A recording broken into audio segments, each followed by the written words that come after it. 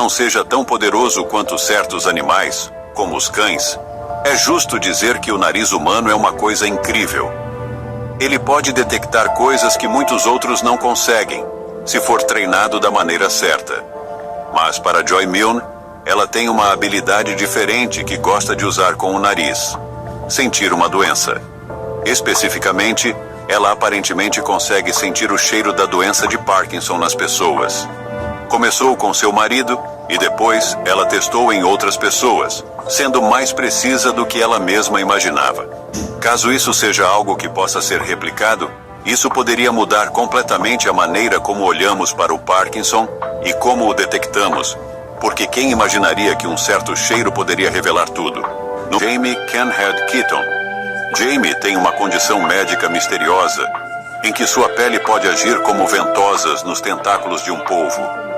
Isso foi confirmado por um médico em Illinois. Então, não é um truque de mágica que possa te fazer pensar que algo estava acontecendo, quando na verdade não estava. Jamie é real. Ele pode grudar latas, garrafas e outros objetos inanimados em sua cabeça e outras partes do corpo sem que eles caiam. Ele descobriu essa habilidade de uma maneira muito estranha, ao raspar a cabeça e colocar uma lata de refrigerante nela. Agora, ele usa essa habilidade de várias maneiras, inclusive ganhando dinheiro com isso, e não podemos culpá-lo por isso. O homem-lobo é uma criatura que foi mordida por um lobo ou um lobisomem, dependendo da história e do folclore, e consegue se transformar em um monstro parecido com um lobo quando a lua está cheia ou outras circunstâncias acontecem. Mas para Sean Ellis, ele seguiu um caminho diferente para ganhar esse apelido. Principalmente porque foi feito um documentário sobre ele, mostrando como ele vive entre lobos, uma façanha que até Kevin Costner não conseguiu fazer totalmente. Desde muito jovem, ele se interessou por lobos e começou a estudá-los sozinho. Quanto mais ele sabia, mais se interessava. A primeira vez que viu um lobo foi em um zoológico, e ele diz que foi amor à primeira vista. Eventualmente, ele foi viver com tribos para aprender os modos do lobo e, finalmente, encontrou um bando com o qual ele queria coabitar. Levou 8 meses, mas eventualmente os lobos o aceitaram. Esse tipo de empatia animal não é incomum, mas é algo para se ter cuidado caso você decida tentar, pois os resultados podem variar, especialmente dependendo da reação dos lobos. Número 9. Uma das coisas mais irônicas sobre o corpo humano é que às vezes nascemos de forma que as habilidades que possuímos são inatas, mesmo que sejam de cair o queixo. Já mostrei 2 exemplos disso por meio de corredores de resistência, mas no caso de Troy James, ele é alguém que pode literalmente dobrar seu corpo para o que ele precisar, e muito mais. Como você deve imaginar, Troy é um contorcionista, ou seja, alguém que pode dobrar seus membros e seu corpo de uma maneira não natural. Por muito tempo, ele fez o possível para esconder essa habilidade do mundo. Mas por quê? Porque ele foi zoado por isso. Não seja como esses bullies por aí. De qualquer forma, Troy James continuou aperfeiçoando seu talento e conseguiu ficar famoso na internet por suas habilidades, o que é incrível para ele. Troy até conseguiu ir para Hollywood para mostrar suas habilidades e estar em um verdadeiro programa de super-heróis, onde ele se tornaria o vilão Ragdoll na série The Flash. Troy prova de uma vez por todas que só porque alguém não entende seu dom, não significa que ele seja menos especial. Número 11. O ser humano perfeito. Agora não estou falando de uma pessoa perfeita em termos de aparência, tecnicamente, nem mesmo de uma pessoa perfeita em suas habilidades. Tenho certeza de que ambos existem em algum lugar, talvez. Em vez disso, estou falando de mais um homem da resistência. Dessa vez, é Dean Karnazes. Ele é conhecido como ultramaratonista e corre maratonas que vão muito além das 42,195 quilômetros e em terrenos que não deveriam ser cruzados com facilidade. Mas ele não se importa, porque seu corpo nunca se cansa. Uma vez, ele correu 50 maratonas em 50 estados, em 50 dias consecutivos, e correu 560 quilômetros contínuos. Agora, só de pensar nisso, já dá para perceber. Tem pessoas que não conseguem correr nem 150 metros sem se cansar, Alguns dirão que nem 50 metros. E ainda assim, esse cara pode correr por quilômetros e mais quilômetros sem perder o fôlego. E o mais impressionante é que isso não aconteceu da noite para o dia, como aconteceu com outras pessoas de quem falei. Na verdade, ele tem essa habilidade desde jovem, a ponto de, no seu 12º aniversário, ele pegar sua bicicleta e pedalar 64 quilômetros sem parar para visitar os avós. Tudo isso sem contar aos pais o que estava fazendo. Ah, esse garoto travesso. Ele é um exemplo e inspirou muitas outras pessoas a se tornarem ultramaratonistas. Seremos uma dessas pessoas? Não, porque eu valorizo minha vida e meus joelhos. Mas, se você quiser tentar, pode ir em frente. Número 12. O Homem de Gelo. Hoff é alguém que de várias maneiras desafia as leis da realidade devido ao que ele pode suportar e por quanto tempo ele consegue fazer isso. Em resumo, o corpo dele é capaz de continuar e continuar sem nunca se cansar. O que teoricamente não deveria ser possível de forma alguma, mas ninguém contou isso para Wim Hof. E o mais impressionante é que ele é uma das poucas pessoas que são completamente imunes aos efeitos do frio, o que significa que ele pode subir montanhas de shorts e não sentir nada de errado com seu corpo, nem ser afetado pelos efeitos do frio em si. O mesmo acontece para o calor do deserto e, para registrar, sim, ele já fez isso muitas e muitas vezes, provando ainda mais sua natureza sobre-humana. Ele tem mais de 20 recordes mundiais do Guinness, todos nas categorias de resistência, como correr uma meia maratona acima do Círculo Polar Ártico descalço, usando apenas shorts, nadar sob o gelo por 66 metros, pendurar-se com um dedo a uma altitude de 2.000 metros, escalar as montanhas mais altas do mundo, usando apenas shorts, correr uma maratona completa no deserto da Namíbia sem beber, ficar em um recipiente coberto de cubos de gelo por longos períodos de tempo e muito mais. Isso é insano? Bem, sim, talvez seja, mas ele se importa? Não, ele não se importa. Número 13. Daniel Tammet realmente tem uma maneira diferente de usar seu superpoder. A diferença entre ele e Orlando é que, além de conseguir fazer fórmulas matemáticas incríveis, Daniel consegue detalhar facilmente como faz isso, o que significa que não é apenas um instinto, como para algumas pessoas, mas Daniel pode te explicar como chegou de um ponto ao outro. Ah, e ele também tem autismo, o que é importante. O autismo já levou várias pessoas com superpoderes a grandes feitos, mas os poderes de Daniel vão além da matemática. Ele é um mestre em 7 idiomas, enquanto alguns têm dificuldades com apenas um. E tão importante quanto, ele quis criar sua própria língua. Isso é um pensamento criativo, não é? Alguns cientistas acreditam que, por causa de seus dons e da compensação do cérebro devido ao seu autismo, ele poderia provavelmente chegar a descobrir o autismo em primeiro lugar. Embora não possamos ter certeza se isso é verdade, seria incrível se fosse. Mas isso também mostra que, às vezes, as pessoas mais inesperadas podem ter os dons mais bonitos. E quem sabe o que Daniel fará a seguir. Vocês sabiam que o celular de vocês dava pra fazer isso aqui? Aparentemente dá pra transformar o celular numa maquininha de cartão. Simples assim, fiquei tão curiosa que resolvi testar. Mas não com qualquer coisa, hoje eu vou tentar vender um pato. De plástico, tá? Vendo este pato. Encontrei um corajoso, então bora ver se esse negócio de vender usando só o celular funciona mesmo. No app da Infinity Pay é só colocar o valor, escolher o... Ele é um artista, e o que ele faz de melhor é desenhar cidades com detalhes impressionantes. Isso, por si só, é interessante, mas não é exatamente algo que grita: "Ei, eu sou uma pessoa com superpoderes", certo? O que torna Stephen único é que ele não usa coisas básicas, como uma foto de referência, ou até mesmo olhar pela janela para obter a imagem perfeita. Tudo o que ele usa é sua memória. Isso mesmo, Stephen consegue criar peças intrincadas que são tão complexas e bonitas que você juraria que ele tem várias fotos de referência para ajudá-lo. Mas não é o caso. Tudo vem de sua memória, até mesmo os detalhes mais minuciosos.